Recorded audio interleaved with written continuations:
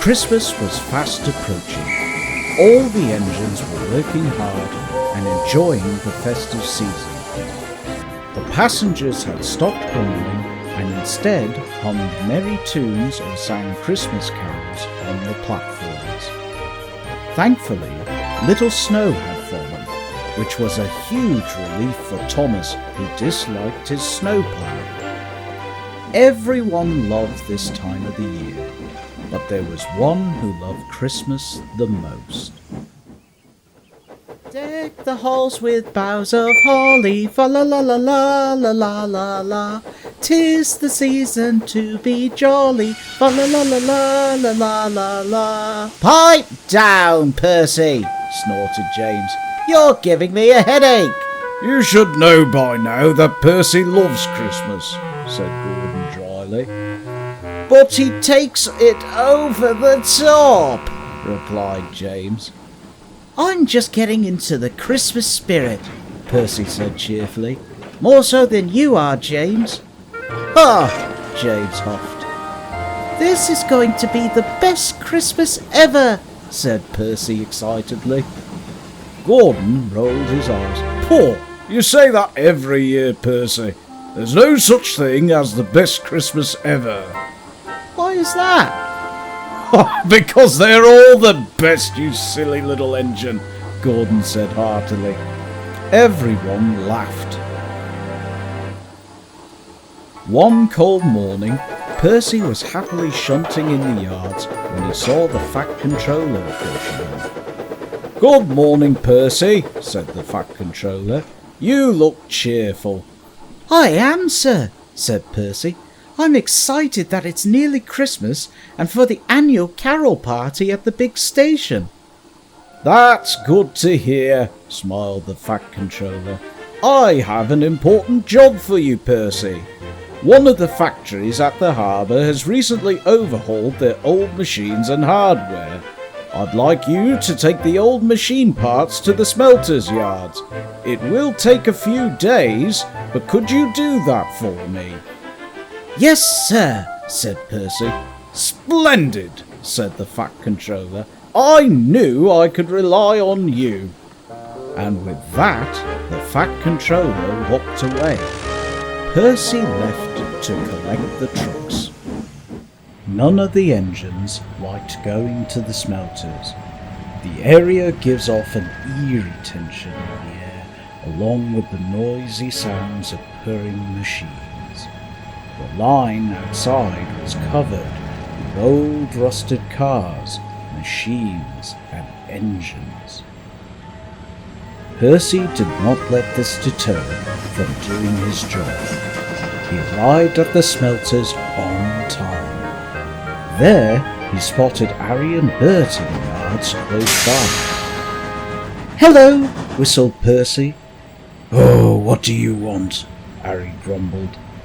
I'm here to deliver the old machine parts, stuttered Percy, a little taken aback by the blunt reply.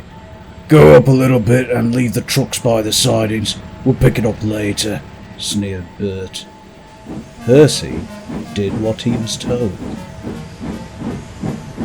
As he parked his trucks in the sidings, Arry and Bert rolled alongside. So, how are you two? Asked Percy. Cold and annoyed, grumbled Bert. I hate this time of year. The weather is freezing. It's hard to get started in the morning, and we can't get a proper rest, complained Arry. I like this time of year, said Percy, especially since Christmas is around the corner. Christmas? Arry sniffed. Such a waste of time. Percy was hurt. But it's not a waste of time. Christmas is the most magical time of the year. What's so magical about it? You take a few days off and you come back to work. Pointless. And we can't stand these merry jingle bell nonsense. It's not our thing, grouched Bert. Percy was appalled. Now get going, or we'll scrap you off the tracks, said Bert menacingly. How awful, murmured Percy. He couldn't figure out why the scrap diesels have such a negative viewpoint of the festive holiday. He stopped at a signal at the junction. Daisy was at the platform.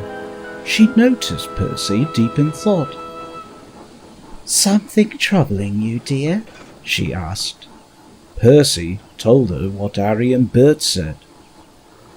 "It seems they haven't celebrated a proper Christmas before. I wouldn't blame them, since they have to work in those grimy and dirty places all year round. It's not right. Everyone deserves to have a happy Christmas. It's not fair that Arry and Bert don't get to celebrate Christmas. I want to help them see the magic of it." "Oh, you have a kind heart, Percy," said Daisy. "But I think you're wasting your time. I doubt those two would ever change their views on Christmas. Some engines will never change." The guard blew the whistle and Daisy rolled out the station. But Percy was determined. "Daisy's wrong," he huffed. "I bet I can get those two diesels to appreciate the joy and magic of Christmas. But how to do it?" The next day, Percy was going back to the smelters with another train of machine parts. On the back of the train was a fuel tanker. "If I give Arry and Bert this tanker of fresh diesel fuel, they'll surely appreciate what Christmas has to offer. After all, Christmas is the time of giving." He soon arrived at the smelters. Arry and Bert were nowhere to be seen. Percy parked the tanker in a siding and went away to shunt the rest of his trucks. When Percy came back, he saw the tanker was gone. Bert was shunting nearby. "What happened to the tanker that was in the siding?" Percy asked innocently. "Arry took it back to the fuel depot," answered Bert gruffly. "But why?" "That goes against our monthly agreement with the fuel depot. Now Arry has to make an unnecessary trip to the depot, leaving me with all the shunting. What idiot decided to bring it here?" "Yeah, what an idiot!" Percy felt very foolish after leaving the smelters. "Oh, what a silly engine I am! I should have thought of something like this would happen. Oh well, I'll just go with my second plan. That will surely work." Next morning, Percy asked his crew to dress him up in shiny tinsel. "If I dressed up looking very festive, that would surely get Arry and Bert into the Christmas spirit." His crew, amused, complied with Percy's request. In no time at all, Percy's front was wrapped in shiny golden tinsel. "How do I look?" asked Percy. "Very smart," complimented the fireman. "You almost look like a Christmas tree," joked the driver. "All we need now is some bubbles and a star on top." "I hope this will work," said Percy. "I would hate to think if this plan fails." But Percy never got the chance. On his way to the smelters, the tinsel began to come loose. As Percy rounded the bend, a huge gust of wind blew, unwrapping the tinsel and lifted up and away. "Oh, bother!" cried Percy. "What's with you?" Arry asked. "Nothing," sulked Percy. "They'll just have to come up with another plan." Later in the day, Percy was still at the smelters. Percy was bored. The main line was congested with a lot of holiday traffic, so Percy had to wait for a road to clear. As he waited, he saw Arry and Bert nearby. This gave Percy another idea. "Puffing through the snow, it's such a lovely day. O'er the fields we go, Percy thought that if he had started singing Christmas songs, it would get Arry and Bert to get into the merry spirit. To laugh and sing a Christmas song tonight. "Would you shut your trap and stop singing that rubbish?" shouted Arry. "You're giving us a headache," said Bert. Percy was not expecting that reaction.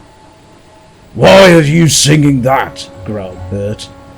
I was only trying to make you two feel jolly about Christmas," Percy said sadly. "That's just stupid," Arry rumbled. "We already told you we don't care for all this merry jingle bell nonsense.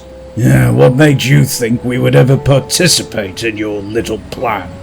asked Bert. "I figured that you two never have celebrated a proper Christmas before. I just wanted you to experience the magic of it," explained Percy. "You silly Steamy, why would we ever celebrate something so pointless? It's a waste of time." Percy couldn't think of anything else to say. At last, the line was clear, and Percy left, feeling defeated and heartbroken. Daisy was right. Some engines won't ever change. Christmas Eve arrived.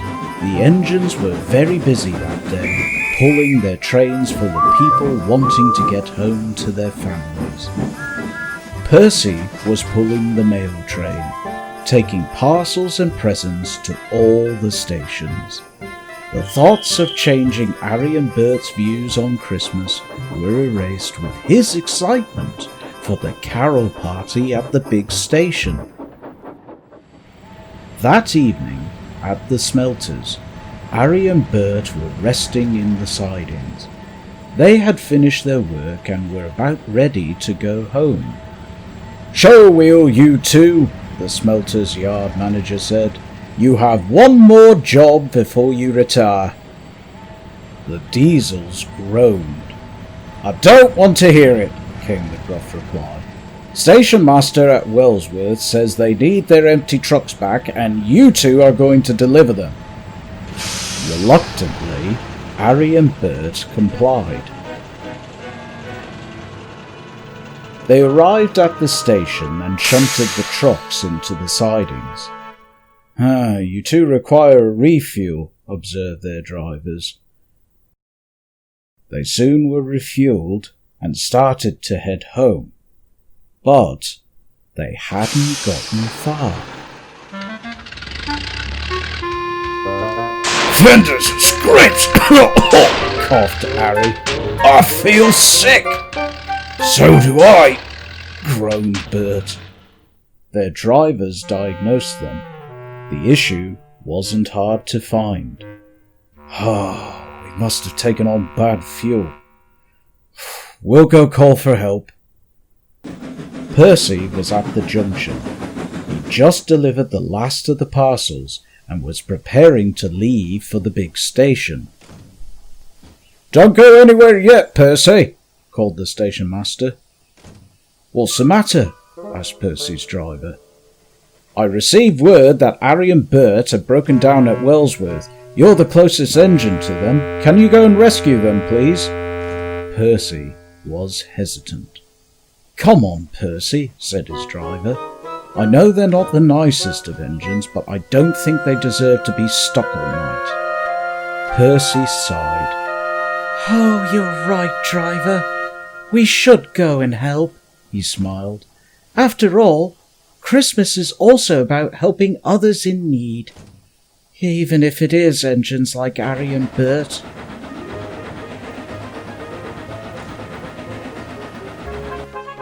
Arry and Bert sat on their siding. They had their tanks emptied and waited for help. They were surprised to find Percy coming to their rescue. "What are you doing here?" Arry asked. "I'm here to rescue you, silly," said Percy. "I can't have you two freezing here all night." Arry and Bert said nothing as Percy buffered up to them. "I'm running late for the party at the big station. But I'll take you there to refuel, and you'll be able to go home, Percy said. The journey, for the most part, was silent. So, why did you help us? We were rude to you. Yeah, other engines would have just ignored us and left us stranded. Percy thought. Originally, I didn't want to come and help. But then I remember what Christmas is all about. What does Christmas have to do with this? Asked Bert. Christmas, began Percy, is a time of joy, cheer, and making memories to last throughout the year. But it's also a time of helping others in need. That's why I'm here to help. I hate to think that you two would be out in the cold all night. I would feel guilty if I did nothing. So that's why I came. Arry and Bert were silent. You may think Christmas is a waste of time, but it isn't. It's about spending time with others. That's why we have Christmas parties, to enjoy the company of others and have a good time. Arry and Bert thought long and hard about Percy's words. When they had arrived at the sheds, Percy shunted them to the fuel pump. There you go, he said. Sorry I can't stay, but I have a party to get to. He puffed away, leaving the Diesels deep in thought. The party was going well, and everyone was having a great time, laughing and chatting. At the corner of his eye, Percy was surprised when he saw Arry and Bert rolling in. What are you two doing here? He asked. Mind if we stay here a bit? Arry asked awkwardly. We're not in a big rush to get back to the smelters, said Bert meekly. Percy smiled. You're more than welcome. At first, the Diesels felt awkward and out of place.